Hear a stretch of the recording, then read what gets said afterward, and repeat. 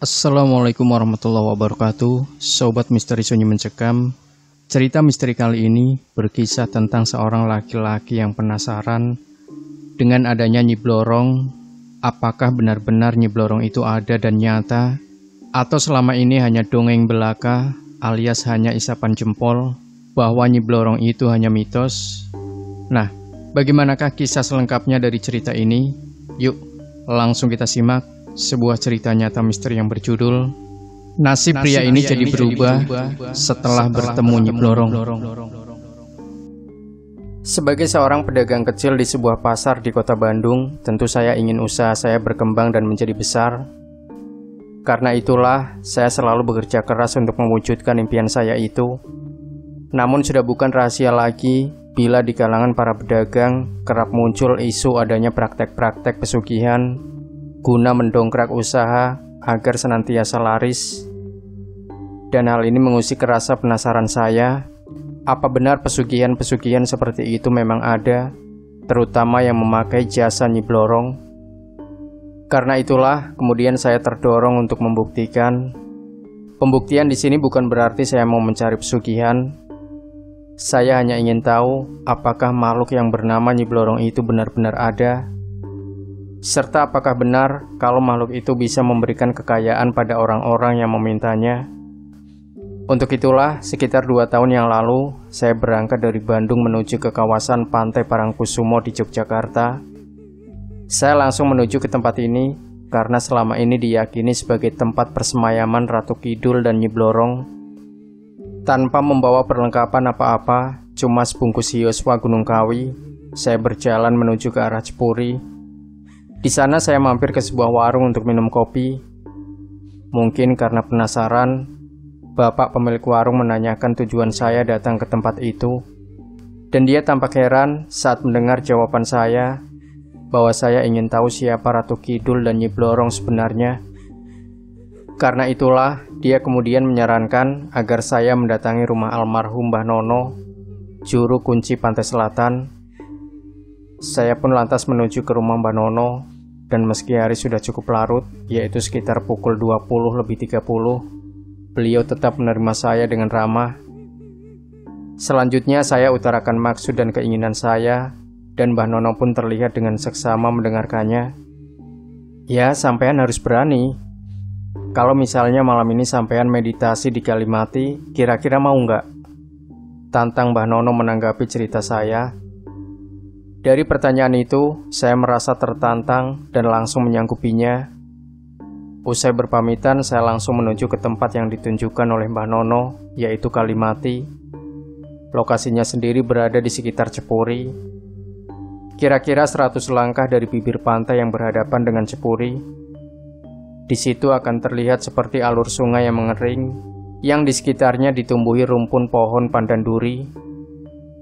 Sejenak saya berkeliling guna mencari tempat yang nyaman untuk ritual. Dan setelah menemukan tempat yang tepat, yang kebetulan tertutup rimbunya pohon pandan, saya mulai membakar hioswa. Tidak ada doa ataupun mantra yang saya baca, karena saya tidak tahu harus membaca apa. Saya hanya berkonsentrasi sambil berkali-kali menyebut dalam hati bahwa saya ingin bertemu dengan Ratu Kidul dan Nyi Blorong. Saya meditasi hingga berjam-jam, namun belum ada sedikit pun tanda-tanda bahwa Ratu Kidul maupun Nyi Blorong akan muncul. Bahkan sampai menjelang pukul 1 dini hari, saya juga belum menangkap adanya tanda-tanda kalau keinginan saya bakal terwujud. Saya pun mengakhiri meditasi saya sejenak untuk istirahat. Dan karena masih belum mengantuk, serta himpitan rasa penasaran yang begitu kuat, saya pun memutuskan untuk meditasi lagi. Baru sekitar 30 menit saya meditasi, dari tengah laut saya melihat seperti ada bayangan seorang wanita yang terus bergerak mendekati ke arah saya. Saat jarak kami tinggal sekitar 20 meter, wanita itu berhenti. Dia menyapa dan menanyakan maksud kedatangan saya. Tak hanya itu, dia juga memperkenalkan diri sebagai Kanjeng Ratu Kidul. Melihat penampilannya yang mengenakan pakaian seperti seorang ratu di zaman kerajaan terdahulu, saya percaya kalau dia benar-benar Ratu Kidul. Saya pun segera menyampaikan maksud kedatangan saya. Tak hanya mengatakan bahwa saya ingin membuktikan keberadaannya, saya juga sekalian menyampaikan ingin meminta bekal untuk kehidupan saya ke depan. Wanita itu hanya tersenyum dan mengatakan bahwa yang terpenting adalah agar saya jangan sampai salah jalan dengan meminta bantuan Nyi Blorong. Dan untuk itu, dia mau menunjukkan bagaimana sosok Nyi Blorong. Dia pun menyuruh saya datang lagi pada keesokan hari sekitar selepas asar. Karena masih dibelit rasa penasaran yang begitu besar, keesokan harinya saya kembali mendatangi tempat pertemuan saya dengan Ratu Kidul. Sembari membakar 3 batang hioswa, saya kembali berkonsentrasi untuk memanggil Nyi Blorong. Beberapa menit kemudian, saya menangkap ada sesuatu yang bergerak-gerak di rimbunan daun pandan di dekat tempat saya melakukan meditasi, yang ternyata adalah sesosok perempuan tua renta. Selanjutnya perempuan itu berjalan mendekati saya dan bertanya kenapa saya memanggilnya. Kontan saja saya heran, karena saya tidak merasa memanggilnya. Namun dia ngotot kalau saya telah memanggilnya sembari memperkenalkan diri bahwa dia adalah Nyi Blorong. Mendengar pengakuannya, hati saya geli dan tidak mampu menahan tawa. Karena dalam bayangan saya, Nyi Blorong itu wujudnya adalah seorang perempuan cantik yang bertubuh ular. Jadi bagaimana mungkin kalau ada seorang nenek tua mengaku-ngaku sebagai Nyi Blorong? Melihat saya tertawa, membuat sang nenek marah. Sambil mengumpat, dia kemudian melakukan gerakan yang membuat tubuhnya berubah. Kali ini sosok nenek tua renta itu sudah tak ada lagi, berganti menjadi sosok perempuan cantik, dengan tubuh bagian bawah berwujud badan ular sanca kembang. Namun meski terlihat cantik, ada sesuatu yang menyeramkan di wajah makhluk ini. Sepasang taring panjang tampak menyembul di antara kedua bibirnya. Melihat perubahan itu, spontan saya tergerak untuk memeluk tubuhnya. Dan anehnya, saya seperti tidak memiliki rasa takut ataupun ngeri, meski wajah makhluk itu terlihat menyeramkan. Bahkan di tengah upaya saya memeluk tubuh ular itu, dalam hati saya sempat terbersit pikiran nakal, bahwa kulit ular ini pasti akan mahal andai saya menjualnya. Meski hanya dalam hati, agaknya Nyi Blorong bisa tahu isi hati saya. Karena itu dia langsung mengumpat karena marah. Namun sebelum dia semakin marah, saya langsung berusaha untuk meredamnya. Saya mencoba mengiba agar dia mau membantu saya. Nyi Blorong kemudian menanyakan siapa yang menyuruh saya. Mendengar pertanyaan itu, spontan saya menjawab bahwa saya disuruh oleh Ratu Kidul sambil menunjuk ke arah laut. Tapi tanpa saya duga, ternyata di tengah laut itu sudah terlihat sosok Ratu Kidul. Rupanya dari tadi penguasa Laut Selatan itu sudah mengawasi apa yang terjadi di antara saya dengan Nyi Blorong. Wajah Nyi Blorong tampak semakin masam begitu melihat sosok Ratu Kidul.